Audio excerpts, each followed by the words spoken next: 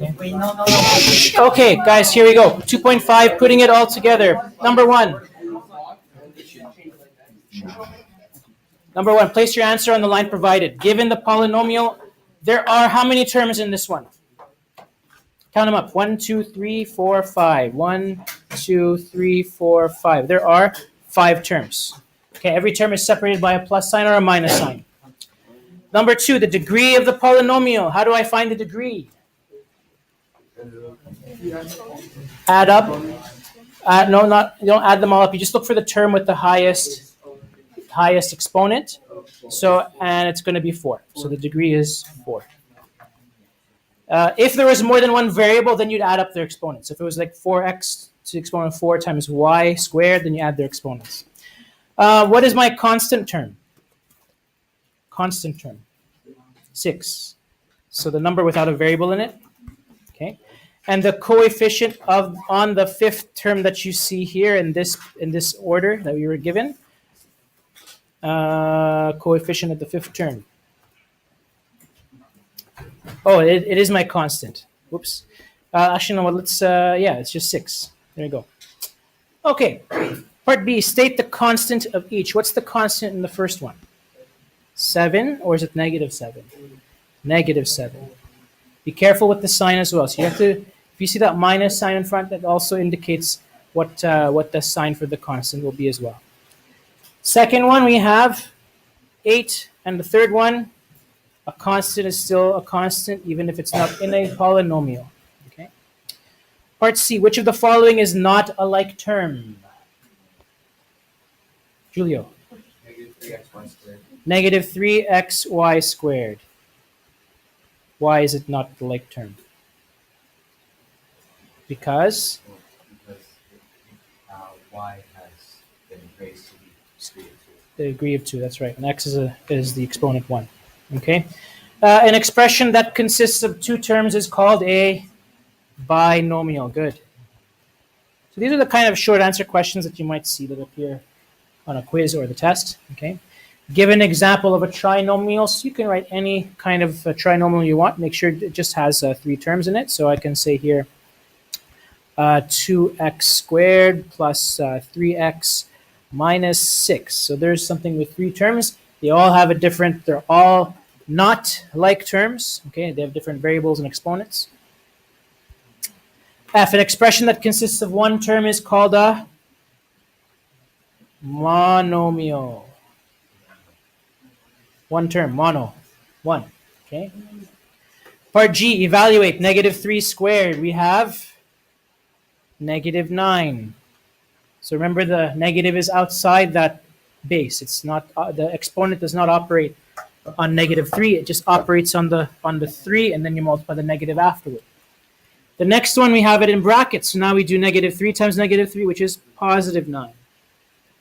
Negative 5 squared. Negative 5 times negative 5 is positive 25. And then last one, negative 4 to the exponent 0, 1. Any number raised to an exponent 0 is always equal to 1. Express in power form using base 3. So how would I express the number 27 as a base of 3, Julian? 3 cubed. So 3 to the exponent 3. Good. 9, 3 squared. Good. And that was the last one there. Okay. So here's the part number 2. So for the rest of these, I am not going to do them all. I'll pick maybe a couple of them from each, and then I'll leave the rest to you for you to do afterwards. So expand and simplify. Let's pick something like D. Let's go down to D. Let's try and do D together like this. Okay. So expand and simplify. For this, you have to distribute. So distribute that number or the monomial in front of the bracket. So I'm going to take that 2, and I'm going to multiply it with the terms inside. 2 times A and 2 times 8B. So I have 2 times A. I'll put everything in brackets for now. Separate them by plus sign. So 2 times 8b plus, then the next term, the next bracket here, I have negative 3 times 2a, and I have negative 3 times negative 3b, so plus negative 3 times negative 3b. Okay, then I multiply everything out together. I have 2 times a, which is 2a, 2 times 8b, multiply those numbers, so I get 16b And minus 3 times 2 is net minus 6a. And minus 3 times minus 3 is positive 9b. Okay? Then I collect like terms. 2a minus 6a give me minus 4a. And 16b plus 9b is 25b. So plus 25b. Okay, and there's my simplified form. Okay, so expanding and simplifying means distributive property, and it means collecting like terms for the simplifying part. So let's jump down to the next question, next page, number 3. So the rest of number 2 I'll leave for you to do when I finish the lesson, okay? Number 3, let's pick maybe a couple of these here. So let's try, let's do 3a. So I have 3 powers at the same base, all being multiplied. For an interruption, could Ms. Slowinska and Mr. Trainer please bring your classes to the cafeteria? That's Ms. Slowinska and Mr. Trainer to the cafeteria. So I multiply all these powers. So what I have to do to do that is to write the base once, m, and if they're all being multiplied, then I add their exponents. So 3 plus 7 plus the invisible 1 for the last one there, okay? And when I add them up, I get m to the power of 11. Question? You could just do it in one step. So if you want to go directly from this to saying m to the power of 11, that is acceptable too. Okay, I only do the second step just to make sure everyone understands or remembers what's happening. Okay, let's do a division one. A to the exponent 19 divided by a squared. Again, you could do this in one step. Subtract the exponents if you're dividing. So 19 minus 2 is 17. Let's do now the third one. 2a to the exponent 4 to the exponent 3.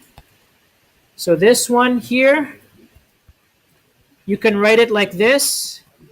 2a to the exponent 4 times 2a to the exponent 4 times 2a to the exponent 4. Or you could do it like this. You can distribute that power inside. So 2 to the exponent 3 times a to the exponent 4 times 3. Because when you're raising a power to a power, you're multiplying exponents. You're not adding them this time. Okay? 2 to the exponent 3 is 8. And a to the exponent 4 times 3 is 12. So a to the power of 12. Okay, and that's how you would simplify it. If you were to do it using this, then you're just multiplying everything together and you'll still get the same answer.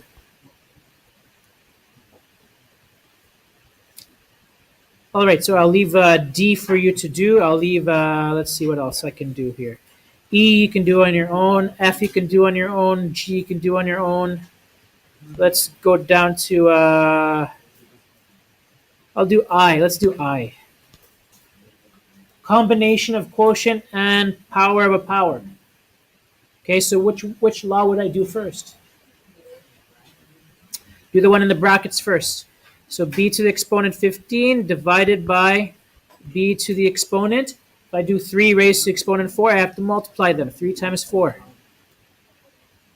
Okay, so again, b to the exponent 15 divided by b to the exponent 12. I just now have to subtract these two according to the quotient rule. And so I get b to the exponent 3. 15 minus 12 is 3. Okay, so that's a quick review of exponent rules. I'll leave the last two on that section for you to do on your own afterwards. Let's start jumping down to number 4. Okay.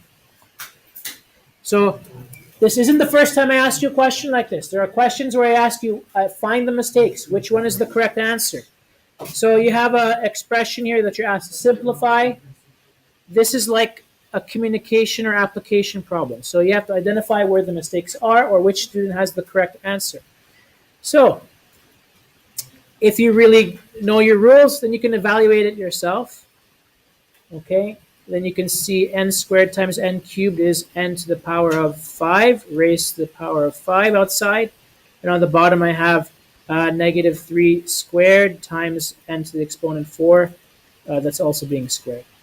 Okay, and when I simplify this, I get n to the exponent 25 over 9 times n to the exponent 8. And then when I subtract the exponents, I get n to the exponent 17 divided by 9. Okay? Then you can compare which one who has the correct answer. So if I look at Debbie's answer, I have she does very much the same thing I did, except she kept the negative.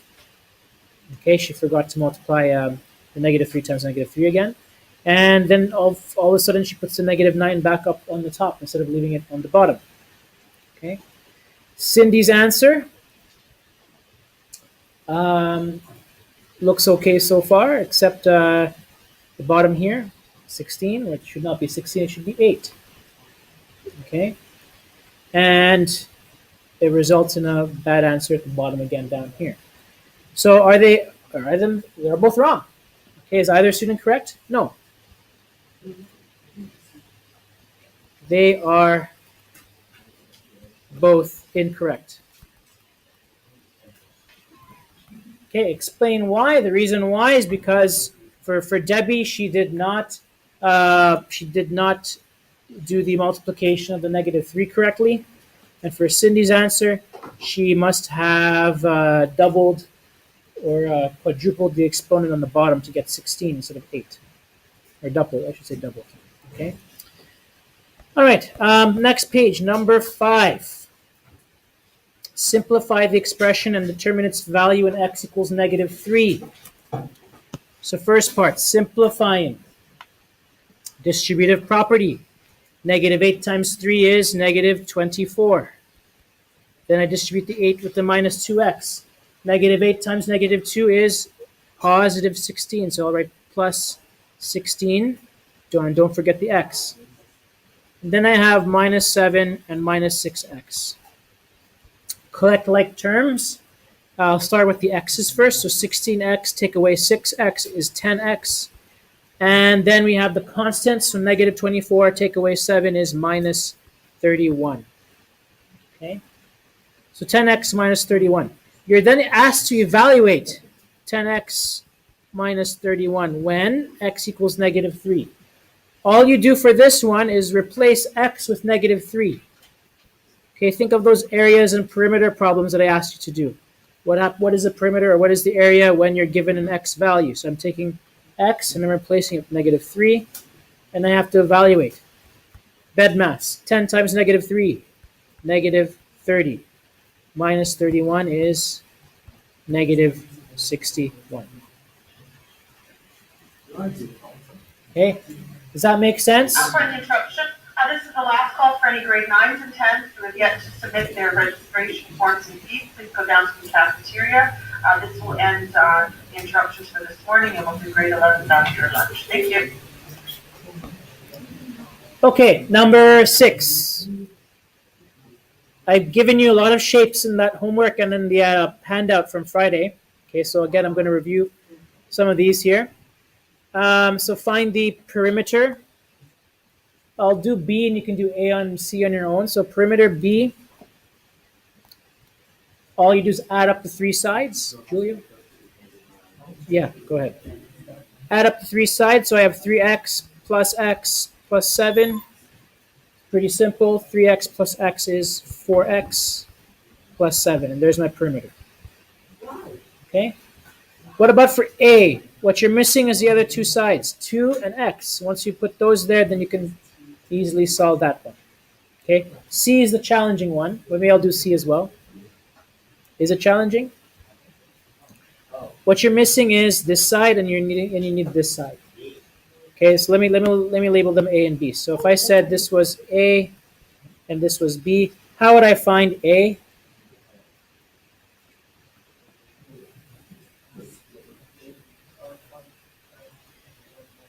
That's good. 5m minus 2m. So if I take, so A is going to be 5m plus 1. I subtract 2m. This part here, I will get what's remaining, my A part, okay? Because 2m is just the same thing as saying 2m up here. Okay, so A is going to be 3m plus 1. What about B?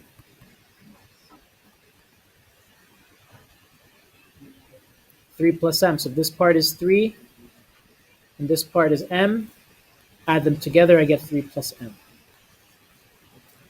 So my perimeter is add them all up.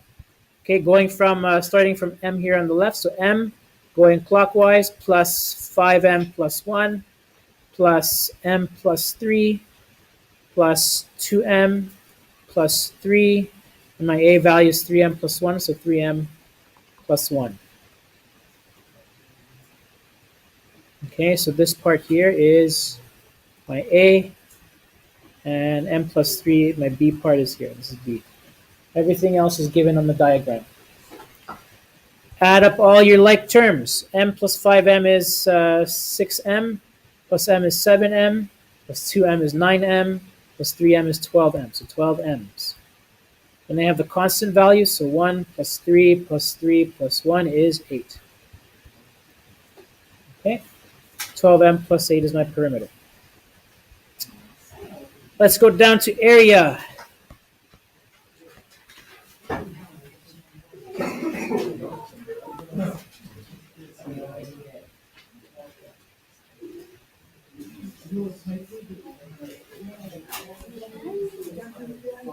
Okay, again, I'll just do B. You can do A and C on your own. B is the triangle, area of a triangle. Base times height divided by 2. Okay, you're going to need to know this formula if I give you a triangle on the test. I'm not going to give it to you. Okay, my base is 2x. My height is 3x plus 2. So the area is 2x times 3x plus 2 divided by 2. Okay, you can make some reductions before you distribute, so I can divide the 2 from the top and the bottom. And all I have left is x times 3x plus 2. Distribute. X times 3x is 3x squared. X times 2 is plus 2x. And there's my expression for the area. Heard someone say what? Something confusing? What's wrong? Kyle? No? Okay. Okay. Next one. This is where it starts getting challenging. This is the kind of thinking questions that I might give you on the test. Okay, the perimeter of ABC is given by this expression, 5x squared plus 3x. What is the simplified algebraic expression for the area of the rectangle ACDE? So ACDE, area of the rectangle. So what I need for the area of the rectangle, area equals length times width. I have the width here. What I need is the length. So the question mark for the length. How do I find the length? You subtract by using the perimeter. Okay, so we're given the perimeter is equal to the expression that they gave us, 5x squared plus 3x. But we also know 2 of the sides. So I can say 5x squared plus 3x is equal to the sum of all 3 sides. So I have 2x plus 3x squared. And for the length, I'm just going to put an L to represent the length. Okay, we'll say the length here is L. So all I have to do is just subtract from the perimeter to find the L, find the length. So 5x squared plus 3x minus 2x minus 3x squared gives me my length. Okay, so you collect like terms. The 5x squared and take away 3x squared is 2x squared. So you just subtract the coefficients, but you don't change the variable in the exponent. 3x take away 2x is just a single x. And that's my length. Okay, so now I have my length. I have my width. I can calculate my area. So my area equals x plus 2 times 2x squared plus x.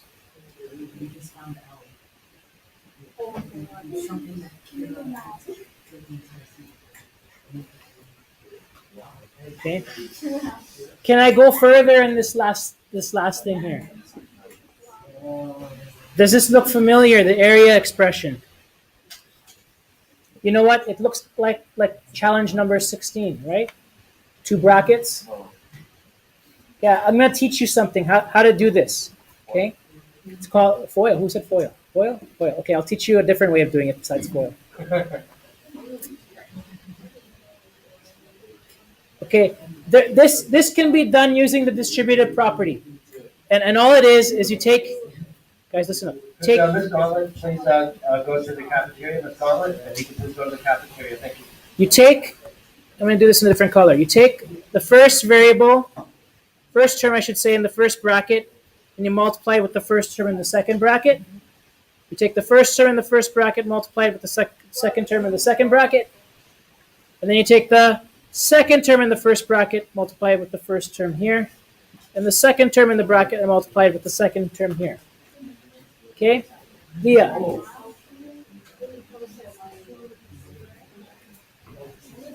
AB is, did I make a mistake? AB is 2x squared. Oh, okay. 2x squared. So how does that change everything? Oh, that means this disappears, right? Yeah. Whoops. Oh, that makes the problem a whole lot easier then. Thank you. Okay, I'll teach you that FOIL trick another day then. Unless you want to, maybe hold on a second. Maybe I can do it now. So length is equal to x, which means my area is x times, where's my width? X plus 2. And if I distribute that, I get x squared plus 2x. Very good. Yeah, I guess I just must have missed that x squared there. Changes your answer, doesn't it? Now, well, let's see what else there. Okay, so why don't I show you, I'm going to just pause this for a moment here.